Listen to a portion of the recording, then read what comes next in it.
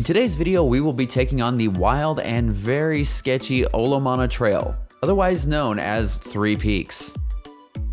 We were lucky enough to have our family with us. They wanted nothing to do with this hike, but they were willing to drop us off at the trailhead inside the Royal Hawaiian Golf Club. If you're not lucky enough to have someone to drop you off, you'll have to park near the corner of Alola and Loop Road and hike in. Be sure to watch out for no parking signs and be respectful to the locals. If you are hiking into the trailhead, this will add about 0.8 of a mile each way.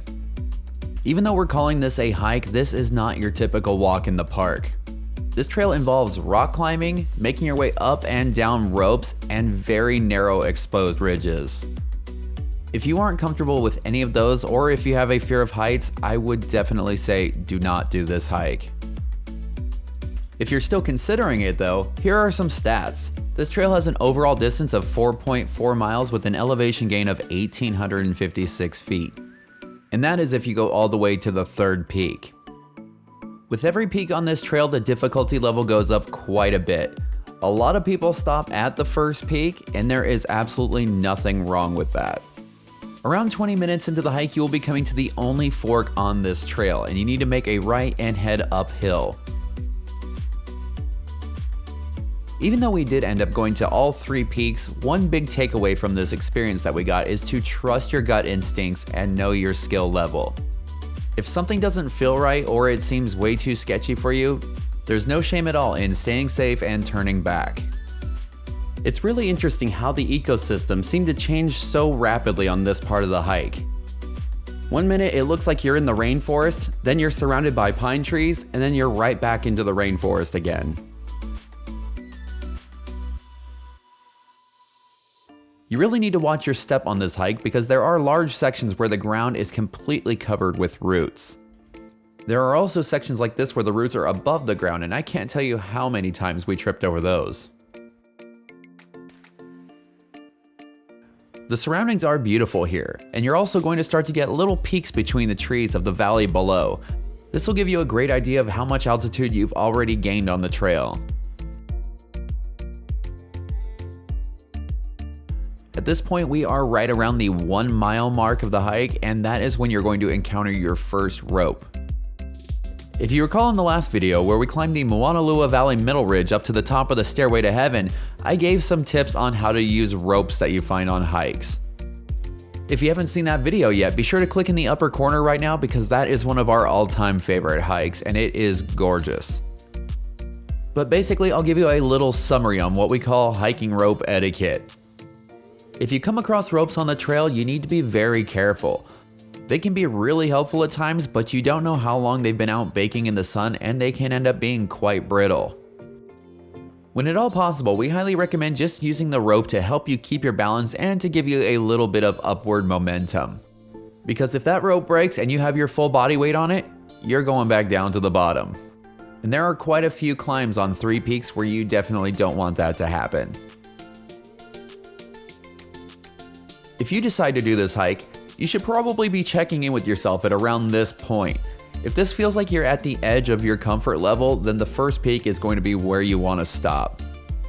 As crazy as some of these climbs may look, they are absolutely nothing compared to some of the stuff that you have to do to get to the second and third peak. And I think it goes without saying, but shoes that give you a ton of traction are absolutely critical for this hike. Along the way, we ran into the cutest and probably most useless rope that we've ever seen on a trail. But who knows, maybe if it drinks its milk, it'll grow up to be a big and strong, helpful rope one day. I know that I said that the first peak is the easiest one to get to, and it is, but it still has one spicy little grand finale waiting for you if you want to stand on top of it. And that comes at right around the 1.1 mile mark if you started your GPS at the trailhead.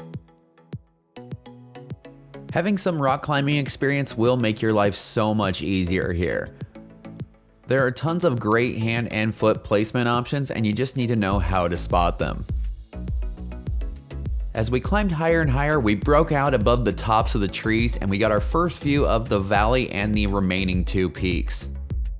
We've both seen pictures of them before, but I swear when you see that third peak for the first time, it does not look possible to climb. We still did have a couple of short climbs before we could officially say that we had made it to the first peak. None of them were too technical. On this one, we went around the left side, but we did see people climb up it on the right side as well. And the others were simple scrambles that had plenty of places to put your hands and feet. After making it past those, we were at the first peak, which also happens to be the tallest of the 3 peaks. This one gives you by far the best view out of the 3, and it's the only one that gives you a 360-degree view. I'm not saying that the view from the other 2 are bad and you still get to look out over the ocean, but there are some trees that obstruct your view in certain directions.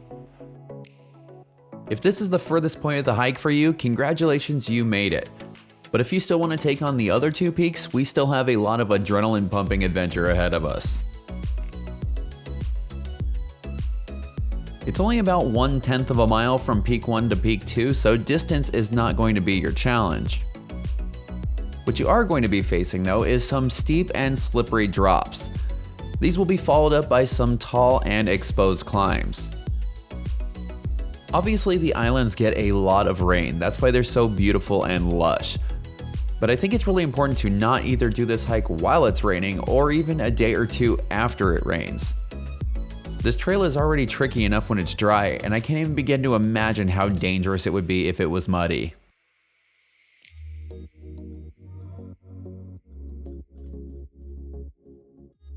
As we reached the bottom of this rope, we had arrived at the lowest point between peak 1 and peak 2, and it was time to start climbing back up. The ridgeline at this point is quite a bit more narrow with massive drops on both sides, so you really need to watch your step. I think that the rock climb up to the first peak was a little bit more technical, but it was also quite a bit more forgiving because it had a big flat area at the bottom if you slipped. Most of the climbs from here on out no longer give you that little bit of a safety net, so you need to take your time and be very careful. And with that said, here we are at peak number 2.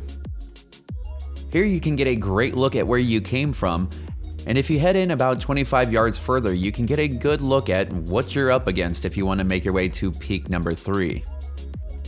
We also found this nice little hammock at the top of peak 2, so V decided that she wanted to stop and take a second to contemplate her life choices. We definitely took our time when deciding if we were going to the 3rd peak or not. There was a group of college-age guys up at the 2nd peak, and a couple of them had been to the 3rd peak. They said that it was pretty dang sketchy and they weren't planning on doing it again. However, we do love a good challenge, and I decided that I'd go partway down the big drop and see how it felt before deciding if we were going to commit to it or not. After about 30 feet, I flashed a confident smile up to V and it was on. Even though this is nothing like actual rappelling, I think our canyoneering experience really came in handy here. Somewhere between having good foot placement and having the ability to look down big drops and be okay with it made this much more manageable. Even though we were mentally okay with it, there is just no way of getting around the fact that this is just one massive drop. We highly recommend bringing some snacks to keep your energy levels up. As crazy as it is going down this mountain, you're eventually going to have to climb back up, and that is one heck of a workout. After the big drop, things will calm down for just a second and you'll have a chance to catch your breath. But enjoy it, because it is short-lived and the trail's about to get way sketchier. It is 2/10 of a mile from the 2nd peak to the 3rd peak, but this is probably the hardest 2/10 of a mile that you've ever hiked. It's also going to take you a while to do it, so if there is any chance at all that you're going to get caught in the dark, please be sure to bring a headlight or a flashlight. Trying to blindly make your way down some of these climbs would be pretty terrifying. We are now at one of our favorite parts, which also happens to be one of the sketchiest parts. Here you'll find this rocky fin that jets up out of the mountain and you have to climb down and around it. This entire section is completely exposed, and this video does not do any justice to just how high up you really are. Luckily, at the time of the recording of this video, there were several ropes here and the holds were all really good. Working your way around the fin requires traversing a tiny ledge. I'd be lying if I said that the heart rate wasn't just a little bit elevated at this point. As we climb back up to the ridgeline, we notice that the fin actually has a pretty good sized hole in the middle of it. It's a little bit of a miracle that it's still standing because it sure looks fragile. The next obstacle that we faced was this big, sketchy, exposed climb. I know that I've said be careful several times over the course of this video, but we cannot emphasize it enough. Unfortunately, people have fallen from this portion of the hike and they have not survived their injuries.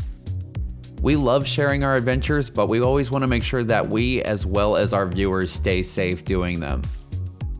Sorry to be a buzzkill, but it had to be said. And now back to the epic finale of this climb. One thing that we absolutely loved about Three Peaks is that it stayed thrilling all the way to the very end. You're going to need to dig deep if you want to make it to the top of the third peak, because almost the rest of the way there is going to be climbing.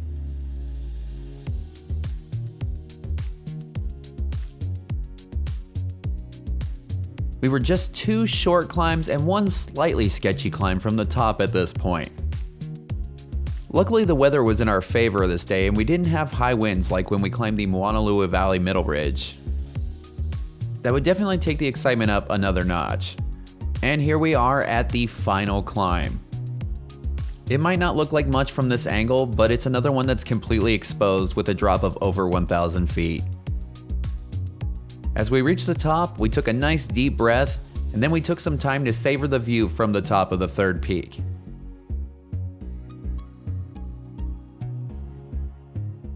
We were so stoked to be up here, and so much so that V had to do her happy dance. We've never really talked much about geocaching on the channel before, but it's something that V and I have done for a long time. We didn't even know that there was one up here and we stumbled upon it by accident. If you'd like to hear more about geocaching, let us know down in the comments below and we'll make a video about it. Look at that. Look at that. 3 of them. Okay. 1, 2, 3. And with that, it was time to dial the sketchiness level back up to 10 and start on our way back down. We've mentioned this in several videos before, but down climbing can be much scarier than climbing up. And that goes double for situations like this, because when you're looking down for where to place your feet, you can't help but look all the way down to the valley floor below. And that could cause problems for some people.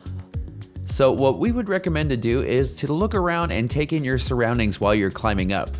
Make sure that you're okay with the heights and that you're not going to lock up when it's time to climb back down. We all get sketched out at times, but when you're doing things like this, you want to make sure that you set yourself up for success as much as you possibly can. I swear that some of these down climbs had grown a little bit since we climbed up them. But after making it through this beast of a section, we were right back at that fin again. The good thing is that for some reason it seems a little bit easier on the way back. Maybe it's something to do with the fact that this down climb is much shorter and more protected. Or the fact that you get to look up for the more strenuous section, which is what you can see right here. Somewhere between a mix of good hand and footholds and some grippy shoes, we breezed through this section pretty easily. This is definitely another section where having some climbing experience will come in handy. You don't need to be climbing at like a V8 level or anything like that, but being able to identify a hold will help you. After the fin, it's time for probably what is the trickiest and most exhausting part of the hike back, which is the climb back up to the second peak. It's not that the climb back up is extremely exposed or technical, it's just really tall and there aren't a ton of great spots to stop if you need to take a break. You really need to take your time here and make sure that all of your handholds and footholds are secure. Even though a fall would probably not result in you going all the way to the valley floor, it would still be over 130 feet down. We were pretty exhausted at this point, but we were happy to say that we had reached the second peak. The biggest vertical drop and climb were now behind us, but it wasn't time to celebrate just yet. The climb back up to the first peak has some fairly steep and challenging sections as well. Unlike the big climb, it does have a couple of spots that level out to let you catch your breath. And the top of it isn't anywhere near as steep either. But climbing up these hills definitely made me grateful that we do our voiceovers at home. I don't think it would have done as much justice to all of the beauty if you had to listen to me wheezing the whole time. We were making pretty decent time on the way back, and here we are at the first peak. At this point, you are just a couple more down climbs from being off of the sketchy ridge line. As much fun as it was up there, being down in a slightly safer area didn't sound like too bad of a deal at this point. The hard part is not letting your guard down after you get past this last vertical down climb. We certainly had reason to celebrate because we had conquered all 3 peaks, but there were still plenty of steep rocks and foot-grabbing roots standing between us and the car. We were happy to see the world's tiniest hiking rope again, and we were especially happy that that wasn't the rope that they used on the big drop. Luckily, most of the ropes here were in pretty good shape, and they were using carabiners and knots that would lead you to believe that the people that put them there knew what they were doing. Speaking of ropes, after this one we were done with those as well. But we still did have those roots to contend with, and they were really good at sneaking up on us. One thing is for sure, this is the sketchiest trail that we have done to date. But in our opinion, the juice was worth the squeeze. We would love to hear from you. What is the sketchiest trail that you've ever done? Feel free to let us know in the comments below. After you reach the pine trees, it's pretty much smooth sailing from there on out. Just be sure that you don't miss the turn at the fork, and besides some roots on the ground, you are pretty much all set. We were really hoping that we had made good enough time that our family could pick us up at the trailhead again. Our legs were pretty blasted, because not only did we do this hike, but we did the Moanalua Valley Middle Ridge just 2 days before. Our family was waiting for us at the gate, so we didn't have the benefit of that trailhead shuttle. But on the bright side, it was still a little bit closer than if we would have had to have parked the car, and it only added another 0.2 of a mile. And that is going to do it for our video about conquering Oahu's infamous 3 peaks. If you enjoyed this video, be sure to like, comment, and subscribe because we have several other Hawaii adventures coming up in the next couple of weeks. And for all the information about 3 peaks as well as other awesome adventures, head on over to thatadventurelife.com.